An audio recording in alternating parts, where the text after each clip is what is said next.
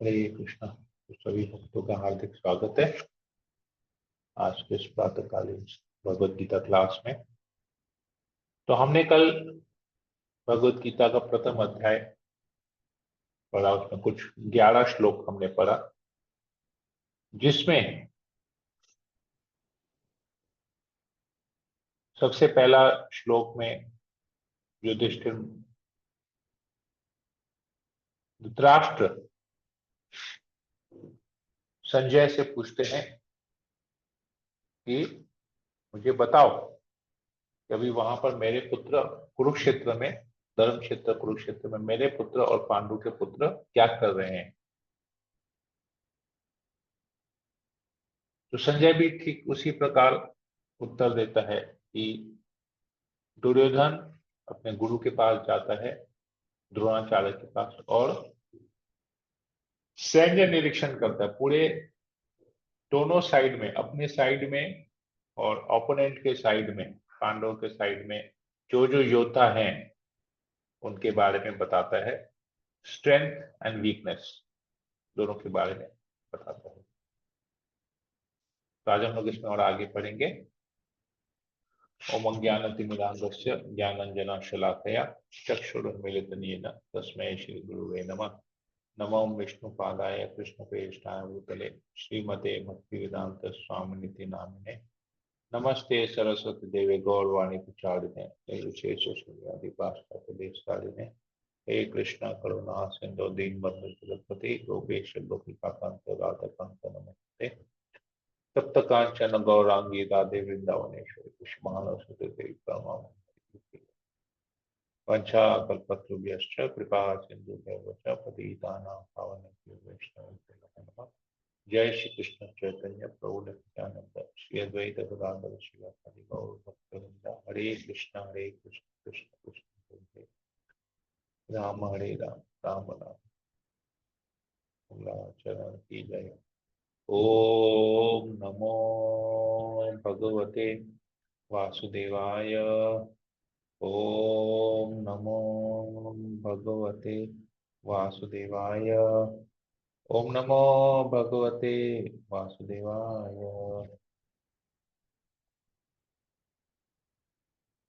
भगवत गीता अध्याय 1 श्लोक नंबर 12।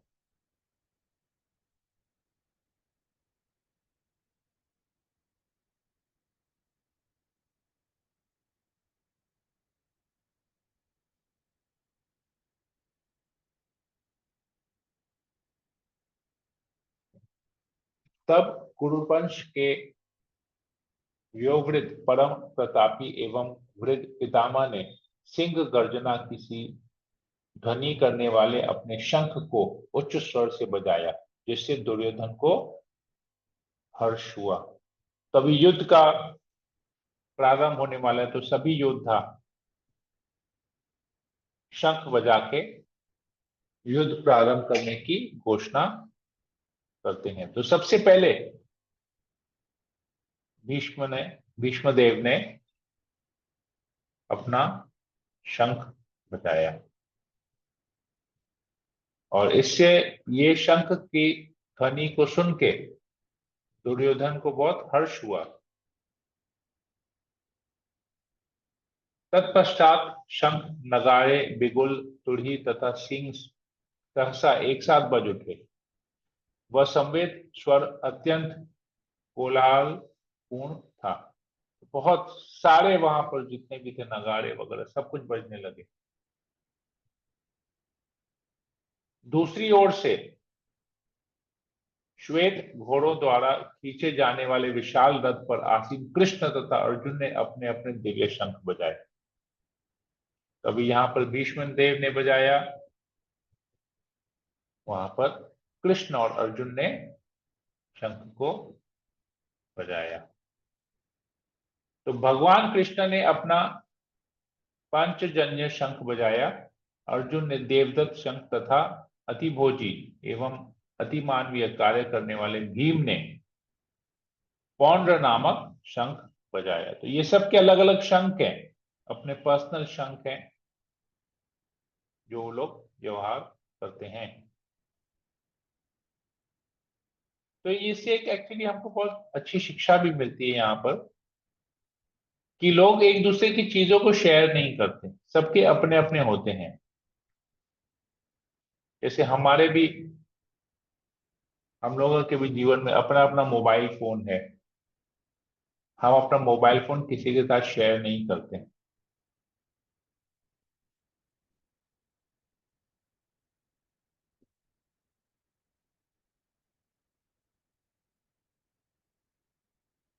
लेकिन अपना भगवत गीता, अपना भागवतम शेयर जरूर करते हैं, वो अपना पर्सनल नहीं रखते।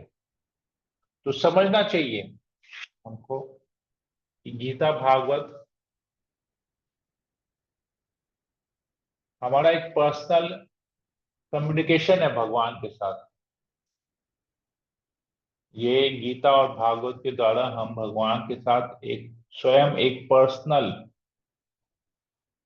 संबंध बनाते हैं। तो ये बुक्स भी हमारा पर्सनल होना चाहिए, गीता भी अपना एक पर्सनल होना चाहिए, भागवत भी अपना एक पर्सनल होना चाहिए। क्योंकि खुद के गीता भागवत को पढ़ने में, खुद की पुस्तक को उसको पढ़ने में और किसी से शेयर किया हुआ पुस्तक पढ़ने में बहुत अंतर होता है।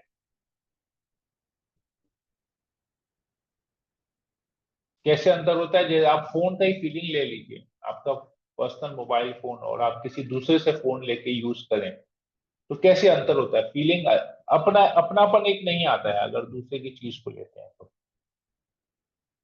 चाहे वो दूसरे के कपड़े हों, चाहे दूसरे के मोबाइल फोन हो, कुछ भी हो, दूसरे की चीजें तो जब हम यूज करते थे एक अपनापन नहीं आता है। लेकिन अपनी चीजों को यूज करने में एक अपनापन आता है, पर्सनल फीलिंग होती है। वैसे ही ग्रंथ के मामले में भी वैसा ही है। हम, मेरा पर्सनल एक्सपीरियंस है कि हम कई लोगों को बोलते हैं कि अपना एक भगवत गीता रखो, अपना एक भागवतम रखो, लेकिन जैसे ही प्राइस सुनते हैं, भाई गीता का दाम 300 रुपया, 300 रुपया कौन वेस्ट करेगा, ठीक है ना, घर में ऑलरेडी पड़ा है ना, उसको हम पढ़ लेंगे। अपने एक भागवत ले लो, भागवत क्या है, 7,000 8,000 रुपये का भागवतम है, इतना महंगा क्या करेंगे, घर में एक पड़ा है ना, उसी को पढ़ लेंगे। या पढ़ना ही नहीं है हमको, लेके क्या करेंगे?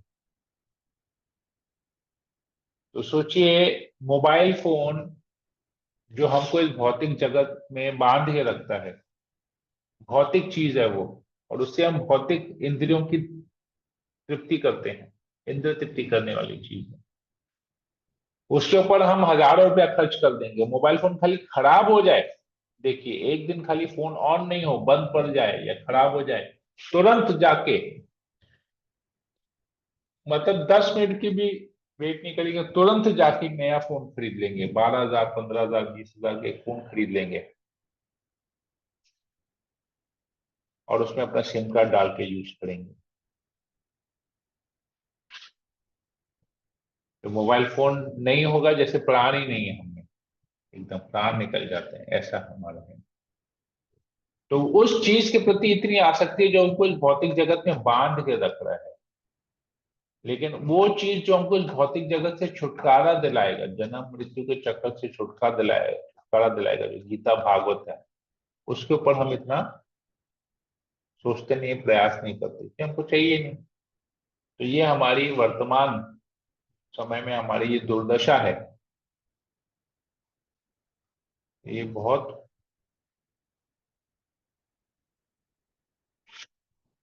मतलब सोचने वाला, विचार करने वाला बात है ये, कि हम लोगों का ऐसा पोजीशन क्यों है।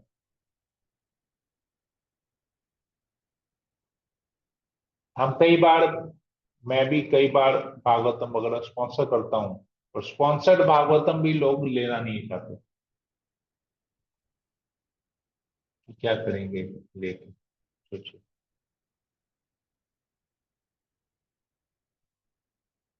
अपना फोन लोग स्पॉन्सर नहीं करवाते, फोन अपने पैसे से खरीदते हैं, परंतु भागवतम स्पॉन्सर करवा के बोलते स्पॉन्सर होगा तो हम खरीदेंगे। और फिर जब स्पॉन्सर होता भी है तो फिर बोलते छोड़ो या नहीं। ये बहुत बहुत, मतलब मैं सालों से देख रहा हूँ ये,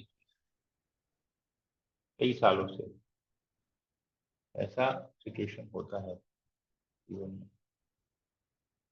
तो वो सोच सोच के पैसा खर्च करते हैं।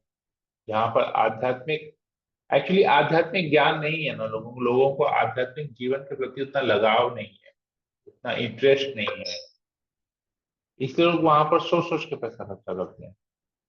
10 रुपया, 20 रुपया, 100 रुपये निकालने में भी हिचकिचाते हैं, लेकिन भौतिक जीवन में, इंद्रिय तृप्ति में लोग हजारों रुपए ऐसे ही निकाल के खर्च करते हैं।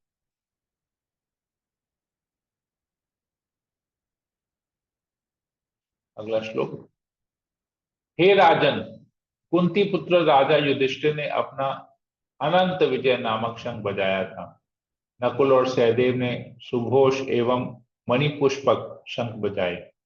महान धनुर्धर काशीराज, परम योद्धा शिखंडी, धृष्टद्युम्न, विराट, अजय, सात्यकी, द्रुपद, द्रौपदी के पुत्र तथा सुभद्रा के महाबाहु पुत्र आदि सबों में अपने अपने शंख बजाए। देखिए, हर एक व्यक्ति अपना एक शंख बजा रहा है।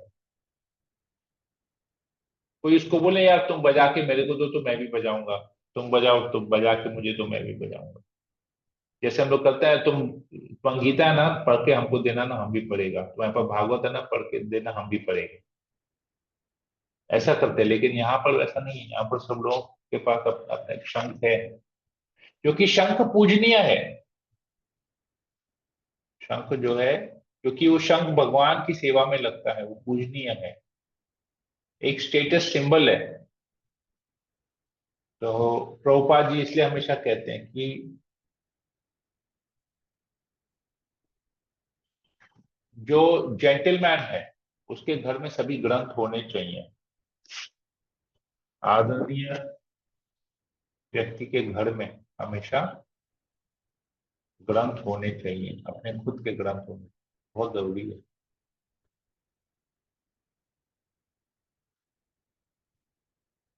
अगला श्लोक। इन विभिन्न शंखों की ध्वनि कोलाहल पूर्ण बन गई, जो आकाश तथा पृथ्वी के शब्दायमान करती हुई धृतराष्ट्र के पुत्रों के हृदय को विदीन करने लगी। तो इतना पावरफुल साउंड होने लगा। उस साइड में देखिए, केवल भीष्म ने शंख बजाया और फिर सभी लोग वहां पर नगाड़े वगैरह सब बजाने लगे, पर यहाँ पर एक एक व्यक्ति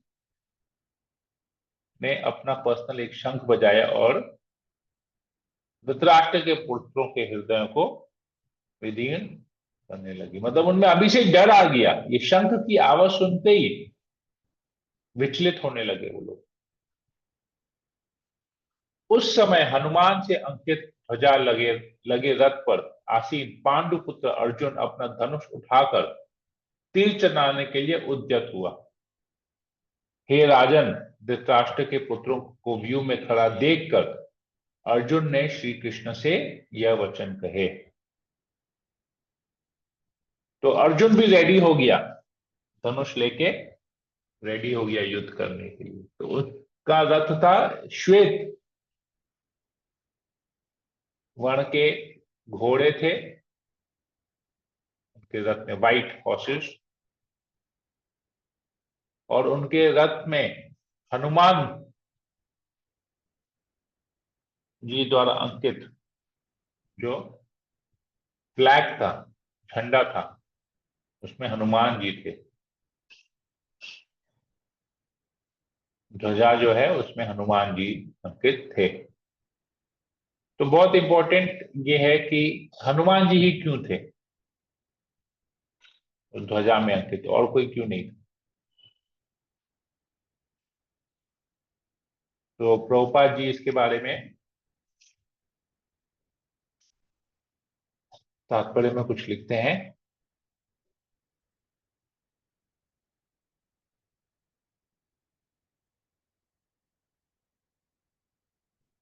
युद्ध प्रारंभ होने ही वाला था। उपयुक्त कथन से ज्ञात होता है कि पांडवों की सेना की अप्रत्याशित व्यवस्था से धृतराष्ट्र के पुत्र बहुत कुछ निरुत्साहित थे, क्योंकि युद्ध भूमि में पांडवों का निर्देशन भगवान कृष्ण के आदेश अनुसार हो रहा था। अर्जुन की ध्वजा पर हनुमान का चिन्ह भी विजय का सूचक है, क्योंकि हनुमान ने राम तथा रावण युद्ध में राम की सहायता की थी, जिससे राम विजयी हुए थे। इस समय अर्जुन की सहायता के लिए उनके रथ पर राम तथा हनुमान दोनों उपस्थित थे। भगवान कृष्ण साक्षात राम है और जहां भी राम रहते हैं वहां नित्य सेवक हनुमान होता है तथा उनकी नित्य संगिनी वैभव की देवी सीता उपस्थित रहती है। अतः अर्जुन के लिए किसी भी शत्रु से भय का कोई कारण नहीं था। इससे भी अधिक इंद्रियों के स्वामी भगवान कृष्ण निर्देश देने के लिए साक्षात उपस्थित थे। इस प्रकार अर्जुन को युद्ध करने के मामले में सारा सत्परामर्श प्राप्त था। ऐसी स्थितियों में जिनकी व्यवस्था भगवान ने अपने शाश्वत भक्त के लिए की थी, निश्चित विजय के लक्षण स्पष्ट थे। तो अर्जुन की यहां विजय होगी, ये गारंटी है, क्योंकि कृष्ण और कोई नहीं बल्कि स्वयं राम है। तो राम जी जहां पर उपस्थित होंगे उनके नित्य सेवक हनुमान जी भी वहां उपस्थित होंगे। तो हनुमान का ध्वजा पर अंकित होना, हनुमान का चिन्ह होना ध्वजा पर, इसका मतलब यह है कि वो विजयी है, ऑलरेडी विजयी।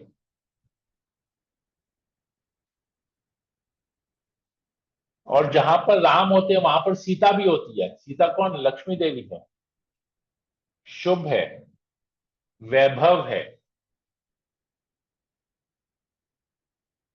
तो ये सारे संकेत देते हैं हमको कि अर्जुन विजय ही होगा।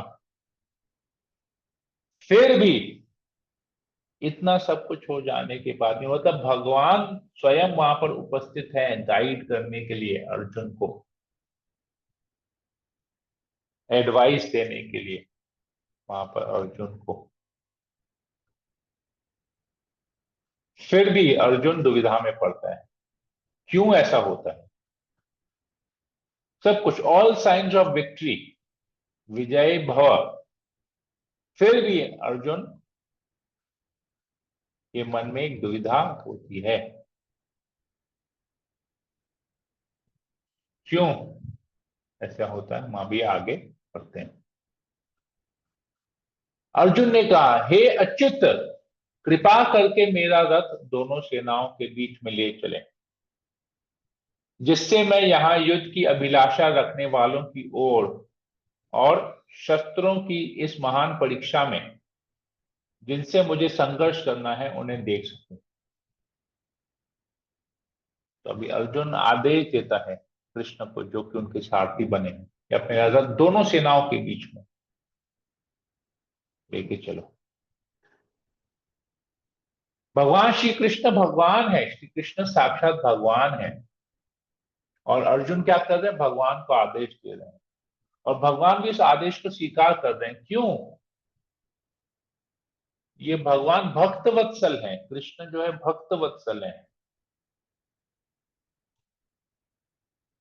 वो भक्तों से बहुत प्रेम करते हैं, भक्तों के लिए कुछ भी कर सकते हैं, स्नेहवश वो करते हैं। अर्जुन उन्हें अच्युत कहता है। अच्युत मतलब जिसका कभी भी पतन नहीं होता है। च्युत मतलब पतन होता है जिसका, अच्युत मतलब कभी पतन नहीं होता है। चाहे वो शारीरिक रूप में पतन हो, चाहे वो मानसिक रूप में पतन हो, चाहे आध्यात्मिक रूप में पतन हो। पतन अलग अलग तरीके से होता है। शारीरिक रूप में पतन हो सकता है कि हम मनुष्य योनि से नीचे की योनि से पशु योनि में चले जाते हैं। मानसिक रूप से पतन होता है हमारा, कि हम कृष्ण भावनामृत में रह के कुछ ऐसा कर बैठते हैं, हमारी सोच ऐसी होती है कि हम कृष्ण भक्ति से निकल परे हो जाते हैं, उसमें पतन हो गया हमारा। आध्यात्मिक रूप में भी हमारा पतन होता है कि हम भगवत धाम में थे भगवान के साथ, फिर भी हम इस भौतिक जगत में आ गए अपनी इच्छा से, अपनी इच्छा पूर्ति इंद्र तृप्ति करने की, तो हम आध्यात्मिक जीवन में भी हमारा पतन हो गया। लेकिन कृष्ण का कभी ऐसे पतन नहीं होता है। कृष्ण स्वयं आते हैं, अपनी इच्छा से आते हैं, स्वेच्छा से आते हैं इस भौतिक जगत में, और अपने उसी ओरिजिनल फॉर्म में आते हैं। उन्हें मनुष्य शरीर धारण करने का जरूरत नहीं है। वो मनुष्य की तरह उनका जन्म नहीं होता है, उनका जन्म दिव्य है। भगवान के जितने भी अवतार है सबका प्राकट्य इस जगत में दिव्य है। वो अपने ओरिजिनल फॉर्म में आते हैं। उनका कोई पतन नहीं होता, इसलिए उनको अच्युत कहा गया है यहाँ पर।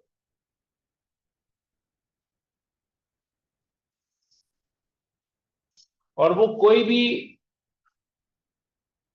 यहाँ पर प्रभुपाद जी लिखते हैं, सारथी रूप में उन्हें अर्जुन की आज्ञा का पालन करना था और उन्होंने इसमें कोई संकोच नहीं किया, अतः उन्हें अच्युत कहकर संबोधित किया गया है। सारथी के रूप में है लेकिन सारथी नहीं है, वो अभी भी भगवान है, भक्त वत्सल है। हमको अगर कल को कोई बोल दे कि यार ये काम कर वो काम कर, हम काम को छोटा बड़ा के रूप में देखते हैं, यार मुझे ऐसे इतना नीचा काम दे दिया मुझे करने के लिए, नहीं,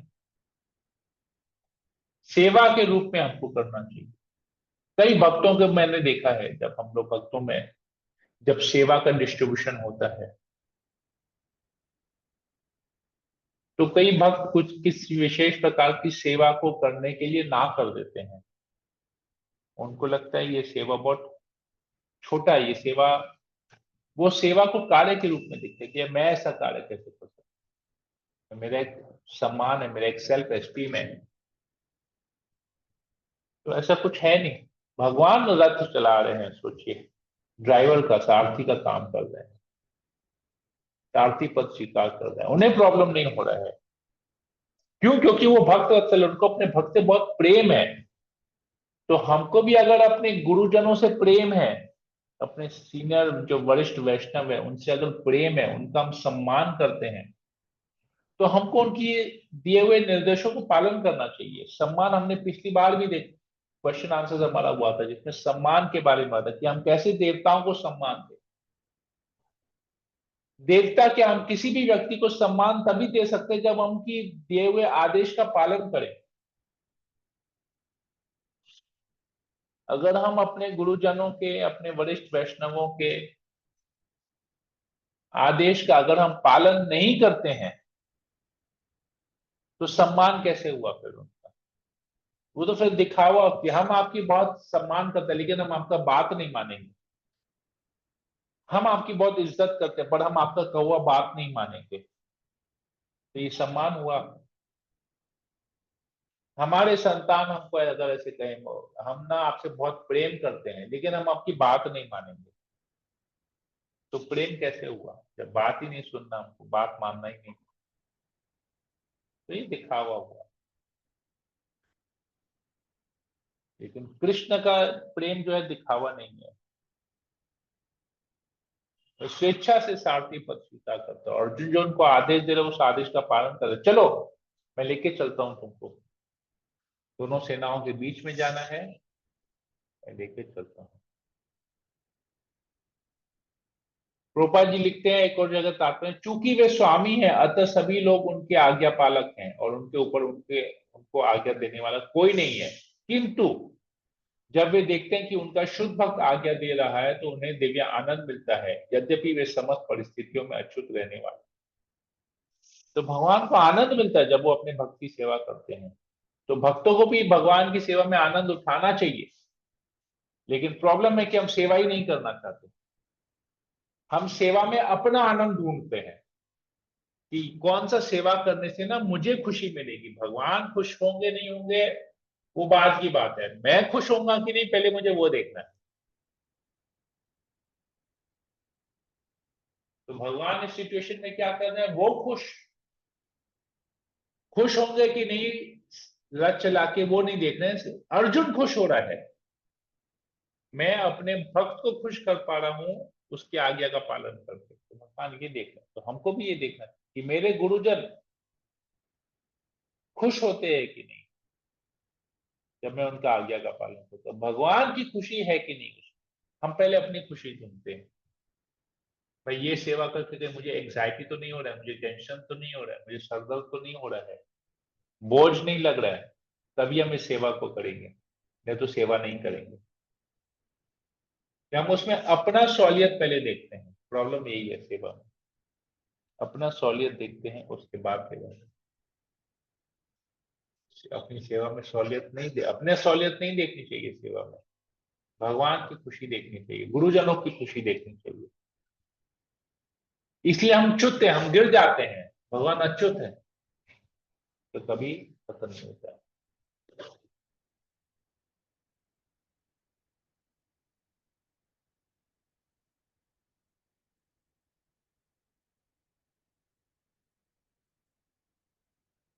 ओके, एक पॉइंट और पढ़ लेते हैं यहाँ पर। भगवान का शुद्ध भक्त होने के कारण अर्जुन को अपने बंधु बांधवों से युद्ध करने की तनिक भी इच्छा न थी, किंतु दुर्योधन द्वारा शांतिपूर्ण समझौता न करके हठ धर्मिता पर उतारू होने के कारण उसे युद्ध भूमि में आना पड़ा।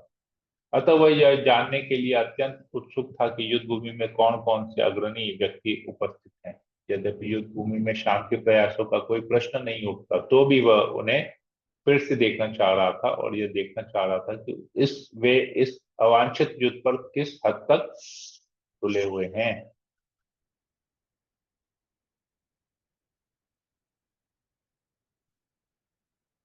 अर्जुन आगे कहते हैं, मुझे उन लोगों को देखने दीजिए जो यहाँ पर धृतराष्ट्र के दुर्बुद्धि पुत्र दुर्योधन को प्रसन्न करने की इच्छा से लड़ने के लिए आए हैं।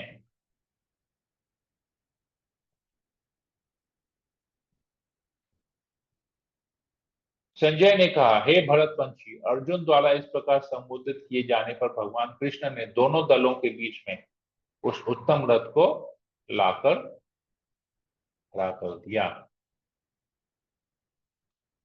भीष्म, द्रोण तथा विश्व भर के अन्य समस्त राजाओं के सामने भगवान ने कहा कि हे पार्थ, यहाँ पर एकत्रित सारे गुरुओं को देखो। तो भगवान ने रथ लाके अर्जुन के आदेश अनुसार रथ लाके दोनों पार्टीज के बीच में आके खड़ा कर दिया और बोला अर्जुन को, देखो अभी। तो अर्जुन क्या क्या देखता है, इसके बारे में हम लोग चर्चा कल करेंगे। हरे कृष्णा। किसी वक्त कोई प्रश्न हो पूछ सकते हैं।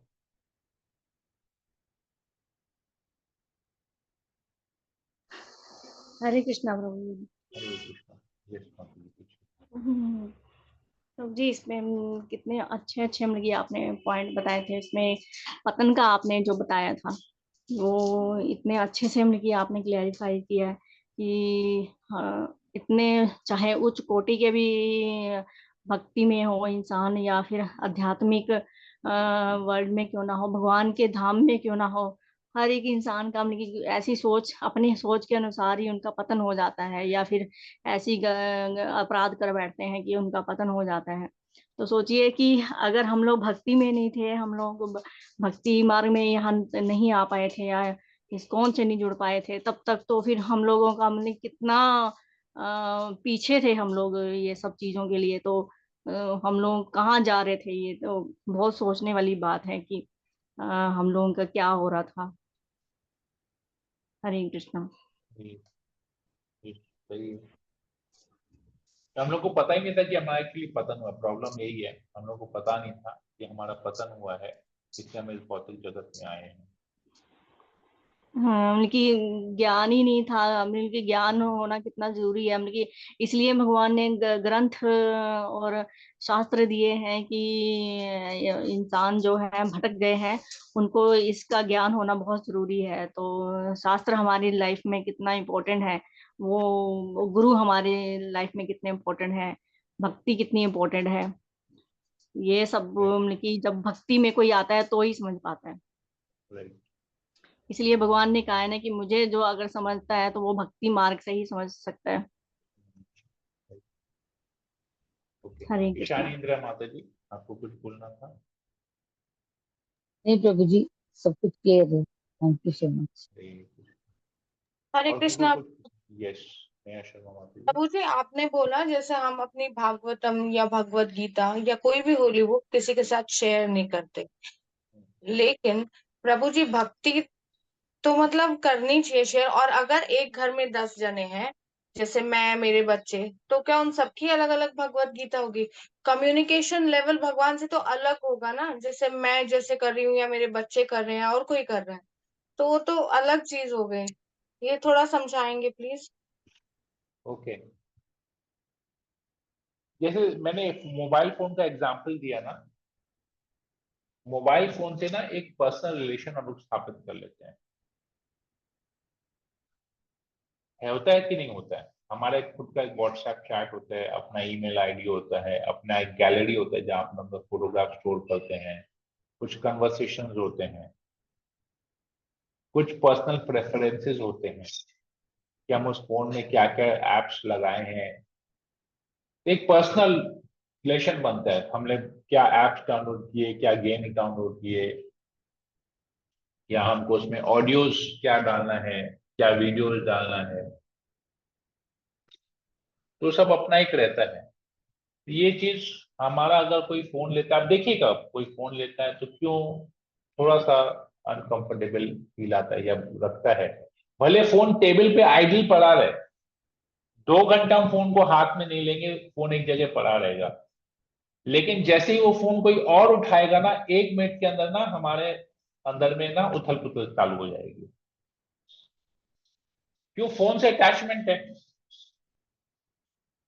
तो ये अटैचमेंट हमको भगवान से भी होना चाहिए, इस ग्रंथ के माध्यम से, कि मेरा भगवत गीता है, मेरा एक ये पर्सनल रिलेशन है। अपने जप माला से हमको अटैचमेंट होना चाहिए, हमको अपने ग्रंथ से अटैचमेंट होना चाहिए। कि इसमें इस क्योंकि जब ग्रंथ में हम अलग अलग कुछ नोट्स बनाते हैं, तो हम लोग अपना जब ग्रंथ पढ़ते हैं ना, हमारा एक पर्सनल रियलाइजेशन शेयर होता है उसमें, हमारे पर्सनल रियलाइजेशन आता है, जो मेरा और भगवान के बीच में एक रियलाइजेशन हम करते हैं, अनुभूति करते हैं, एक फीलिंग आता है। तो अटैचमेंट होना चाहिए। तो जैसे हम अपने परिवार के सदस्यों को उनका पर्सनल कुछ एक चीज लेके देते हैं, वैसे ही हमको उनको भी एक ग्रंथ देना चाहिए। जैसे मेरे घर में सबका भगवत गीता अलग है, पढ़े चाहे नहीं पढ़े, that is secondary, but my Bhagavad Gita, I have my own copy of English and Hindi Bhagavad Gita. मेरा अपना भागवतम है, मेरा वाइफ का अपना भागवतम है, मेरे वाइफ का अपना पर्सनल एक भगवत गीता है। क्यों? क्योंकि मैंने उस गीता में कुछ नोट्स बनाए, कुछ इंपॉर्टेंट पॉइंट्स बनाए। हाँ, एक और सिचुएशन आता है जब कोई सीनियर डिवोटी, जैसे मैं एक और जगह बताता हूँ कि हमारे एक सीनियर डिवोटी ने, उनका एक भागवतम था, पूरा हिंदी का भागवतम का सेट था, और काफी पुराना था। मतलब अभी क्या हो गया था, भागवतम पूरा बाइंडिंग वाइंडिंग सब फट गया था, सब उसमें बहुत उन्होंने कुछ मार्क्स वार्क के वो सब की थे, कागज भी सादा से एकदम पीला हो गया था। तो उनको अपने लिए एक नया भागवतम लेना था। बोले अब मैं नया भागवतम लूंगा, तो मैं ये किसी को देना चाहता हूँ। तो मैंने वो भागवतम ले लिया, हालांकि मैं ऑलरेडी घर में था, फिर भी मैंने वो भागवतम ले लिया। फिर जब उस भागवतम से मैंने पढ़ना चालू किया, तो मुझे अलग ही रियलाइजेशन आया। क्यों? क्योंकि उस भागवतम को अगले ने पर्पसली दिया, इट वॉज लाइक अ वैष्णव कृपा, दे दिया वो भागवतम को। तो उस भागवतम को उन्होंने दे दिया और अपने लिए नया ले लिया। जैसे मुझसे कोई कभी कुछ मांगता है ना, जैसे मैं रूम में, मुझे बोलते यार गीता तो दो पढ़ने के लिए, मैं दे देता था, और फिर बोलता था तुम सामने और किसी को दे देना, मुझे वापस मत करना। अगर ये मूड से हम शेयर करते हैं, तब तो ये मूड बहुत अच्छा है, कि हमारा अगर किसी ने मांगा, हमने उसको दे दिया और फिर वापस नहीं मांगते, उनको बोले तुम सामने दे देना, तुम्हारा भी अगर पढ़ना हो जाए तो तुम सामने दे देना, तुम रख लेना अपने पास, मैं अपने लिए नया ले लूंगा। तो ये मूड अगर होगा तो सही है, क्योंकि हम दोबारा से फिर उस ग्रंथ से, भगवान से अपना एक वापस से एक पर्सनल रिलेशन स्थापित करेंगे।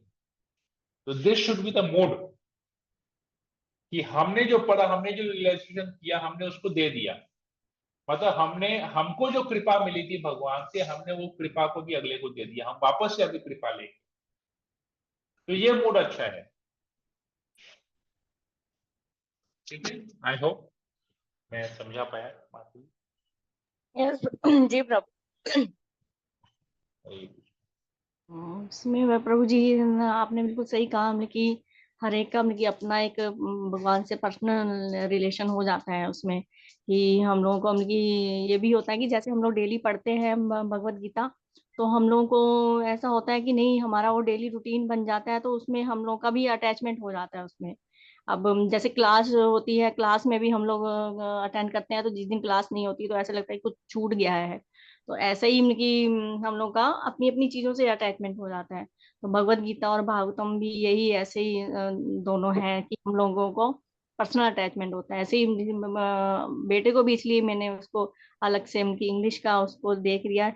उनकी पढ़ने के पर्पस तो दिया ही है, लेकिन ये भी दिया है कि वो इतने दूर जा रहा है तो कम से कम भगवान उनके साथ रहेंगे। तो ये भी एक कहते हैं ना कि दिल से हम लोग ऐसे भी कई बार सोच के देते हैं कि भगवान उनके साथ हमेशा रहेंगे, और साथ ही रहते हैं उनके साथ। तो वो भी हमेशा उनके साथ उसको बहुत अच्छे से लेके जाता है, संभाल के रखता है, और हमेशा उसको अपने पास ही कैरी करके रखता है। तो बहुत सारी चीजें जुड़ जाती हैं हम लोगों के, उसके साथ भी आध्यात्मिक चीजें भी जुड़ जाती हैं। हरे कृष्णा। तानिया पुत्र। हरे कृष्णा प्रभु जी। यस। प्रभु जी, कोलाहलपुर मतलब? कोलाल मतलब वाइब्रेशन, बहुत स्ट्रॉन्ग वाइब्रेशंस, बहुत स्ट्रॉन्ग वाइब्रेशन मतलब हृदय को चीर देने वाला, डर के मारे हृदय को चीर जो देता है ना कोलाहल, उसको कहते हैं। इसका एक एग्जैक्ट मीनिंग भी अगर सर्च कर सकते हैं,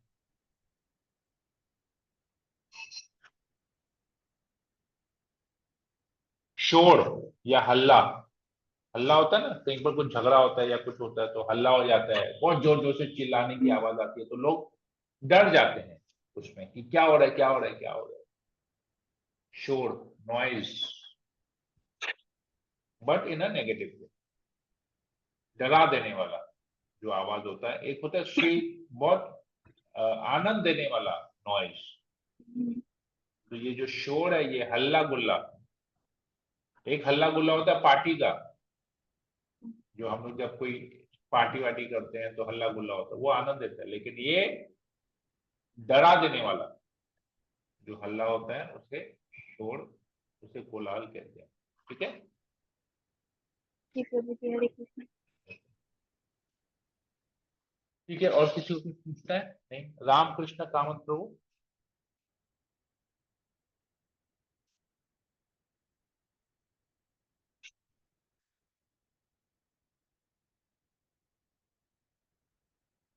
हरे कृष्णा। ठीक है, फिर हम सेशन को यहीं एंड करते हैं। हरे कृष्णा कृष्ण कृष्ण हरे हरे, हरे राम राम राम हरे हरे। पंचाकल्पतरुभ्यश्च कृपा सिन्धुभ्यश्च पतितानां नाम पाने पावनेभ्यो नमो नमः। सभी भक्तवृंद की जय, श्री प्रभुपाद की जय, भगवद गीता की जय। जय। हरे हरे कृष्ण प्रभु जी, धन्यवाद।